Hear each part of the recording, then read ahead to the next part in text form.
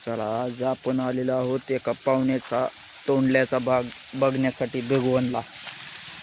हे बघा, त्यांच्या एरियाला पाणी भरपूर आहे। हा बोर आहे, बोरचं पण पाणी भरपूर आहे त्यांना। तरी एक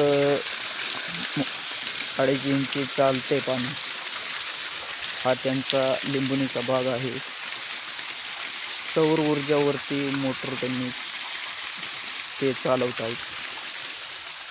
इकडे त्यांचा चक्कूचा बाग आहे आणि हा आंब्याच्या पलीकडे तोंडल्याचा बाग आहे।